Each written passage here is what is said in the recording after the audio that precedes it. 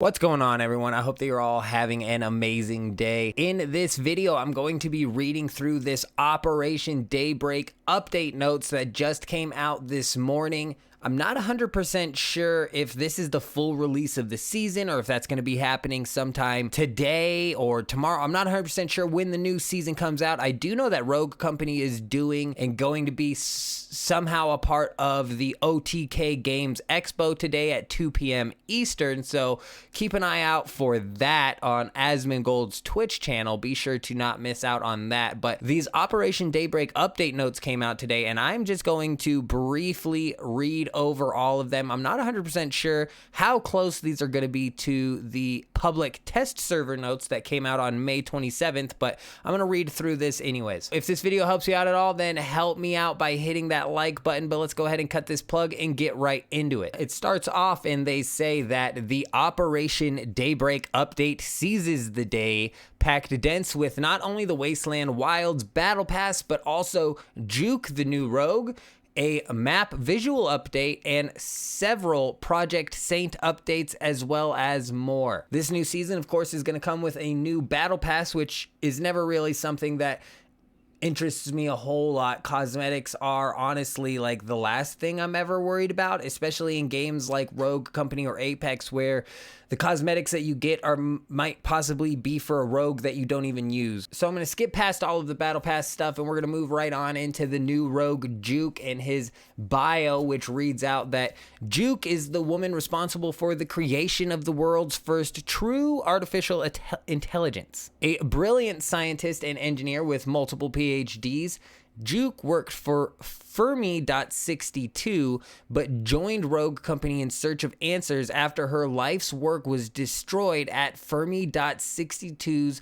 Scion facility by the Jackal agent Umbra. Her ability is called Laser Defense Drone, and the Laser Defense Drone is a thrown deployable that upon making contact with the surface will attach and begin seeking out enemies that come within sight and range. Once an enemy is in range, the drone will target and fire at rogues with an advanced laser that will deal tick damage over time. Enemy rogues will need to either destroy the drone or exit its effective range. Juke is able to charge up and deploy 2 of these drones at a time. Her passive is called Juke Boots, and Juke Boots are modifiers to her dodge roll. With 3 charges that can recharge, Juke is able to quickly maneuver the same direction of the normal dodge roll, but with a reduced cooldown. Additionally, she can use her boots mid-air to evade and make positioning plays not possible by other rogues.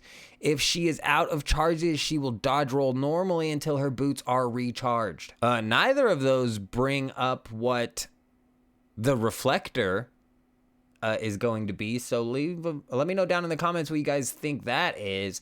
But moving on to her loadout with her primary weapons, there is a new SMG coming in called the Ibex Burst SMG, and she uses this one as well as the Conviction LMG. Her secondary weapon is the Warrant Pistol, and her melee weapon is the Combat Knife. As for gadgets, here we go, getting into Reflector. There is a new one called Reflector. This is a new invention from the brilliant Juke. This gadget has the ability to repel enemies and thrown gadgets in a cone in front of her. This device is able to ignore collision. It's meant to give rogues the option to displace enemies that are lurking behind cover and corners.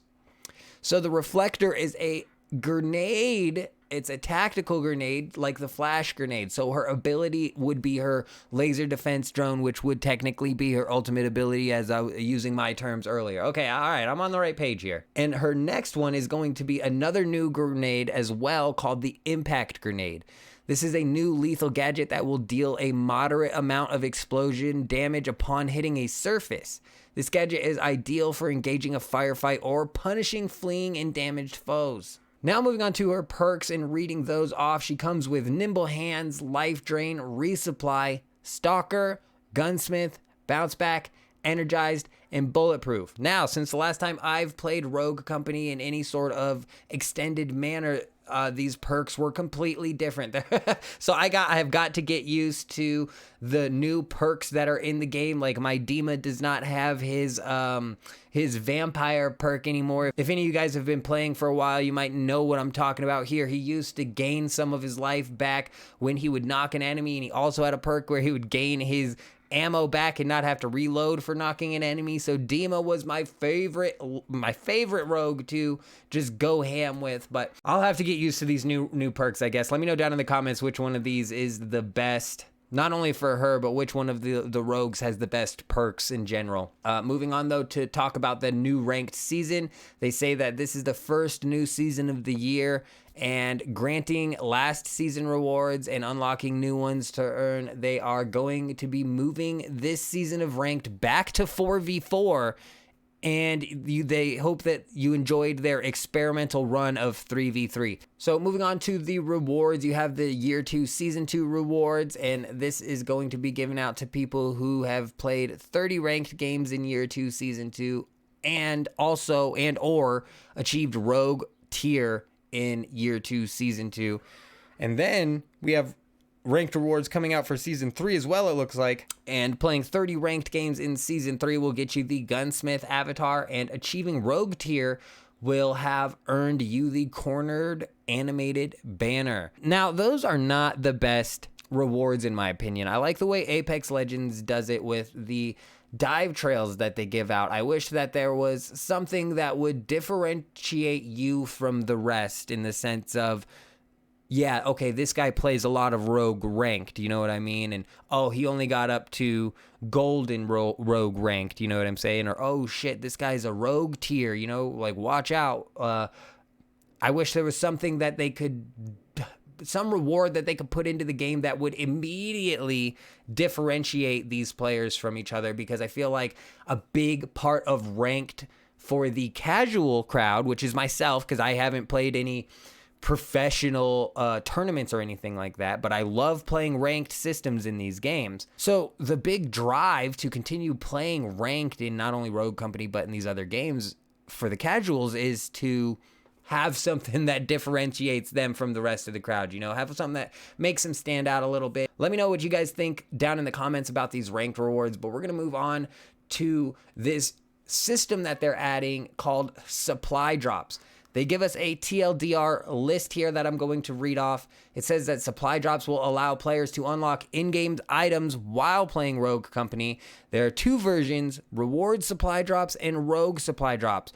You can earn reward supply drops through play or spend reputation to unlock rogue supply drops. There's also an option to unlock rogue supply drops with rogue bucks, but we believe the vast majority of rogue supply drops will be unlocked using reputation.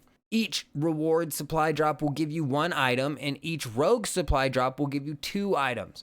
The supply table is visible in-game, and you have an equal chance to obtain each item. You will only be unlocking items that you currently don't own. Supply drops are completely optional and offer no advantages in-game. So what this sounds like to me, harkening back to Apex Legends, because I've been playing a lot of that, this sounds like their Apex packs or whatever. This will just be an extra way for you to get cosmetic rewards, presumably, without having to go and specifically buy them, loot boxes, if you will. I mean, I guess like on the technical term that's what this is called. But with Apex Legends and their Apex packs, I want to differentiate here, because what Rogue Company is doing seems to be different. Because with Apex Legends and their Apex packs, you can only buy those using real world money that's translated into the game. With these, they're definitely, or at least it seems that I haven't seen the prices or anything, but they're allowing you to pick up these packs using the in-game currency that you earn for playing each game, being what are those called again? Oh, reputation. So Rogue Company is going to allow you to spend your reputation on these rogue supply drops, which is interesting. They even say that the majority of the rogue supply drops will be unlocked using reputation. So, I mean, we'll just have to see how that system plays out, and if it ends up making any sort of changes later on to being something that where they add in, okay, now there's a third rogue pack that you can get, and this one is money only, and it comes with 5 items or whatever. You know what I'm saying? We'll have to play this one by ear and see how it goes. They are reintroducing a new map called Depot, and they're making it a skirmish map that has undergone a visual overhaul to not only meet their standard for quality, but also have a better place in the world of Rogue Company. Moving on to Project Saint improvements and features draft pick overhaul. They say that this update, they aim to improve the overall draft pick experience for our ranked and custom games. This overhaul entails a polished new rogue select experience, cleaner ban experience, and unique rogue limitations. In addition, players will no longer redraft their rogues at halftime.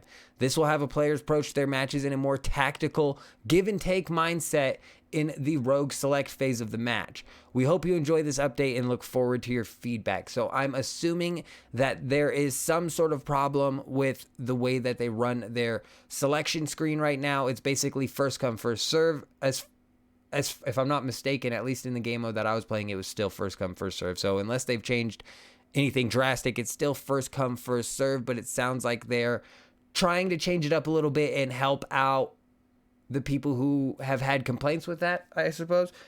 Let's quickly moving on to ranked strikeout. They say to further expand the ranked experience for our players as an experiment, we are introducing a separate ranked queue for strikeout.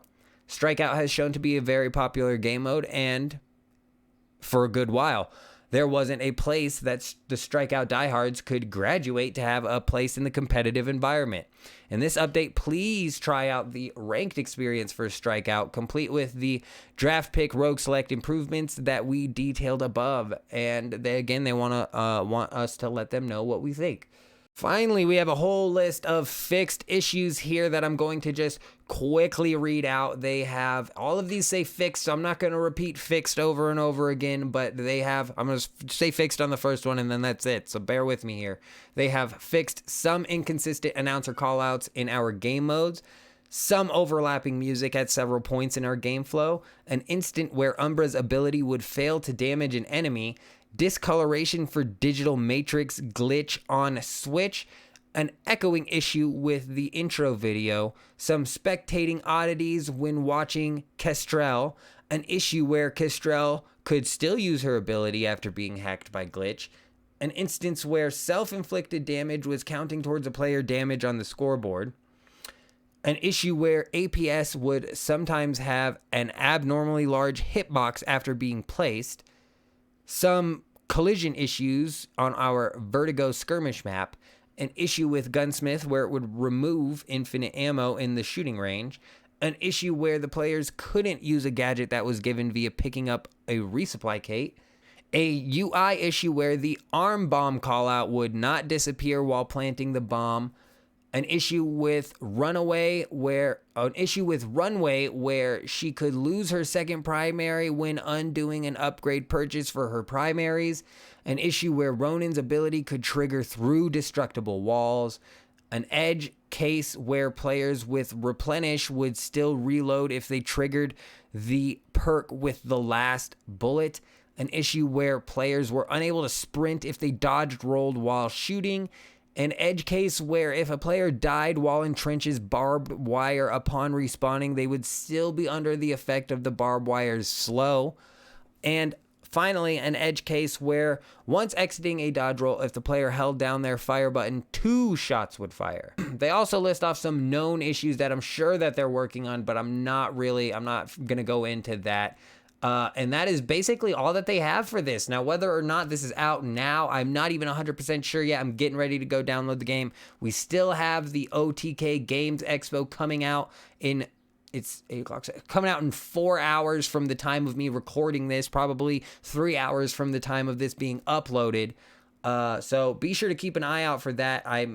Rogue Company said that they have some surprises for us there, so I'm not entirely sure what sort of information they're planning on dropping, and I'm not entirely sure when this whole Season 7 full launch thing happens, guaranteed for sure. Let me know down in the comments if you guys know. Also, I'll probably be able to let you know down in the comments if I just went and downloaded the game, it's the new season, et cetera, et cetera. But that's all the information that I have for this video. I hope you guys all have an amazing day. I'm out.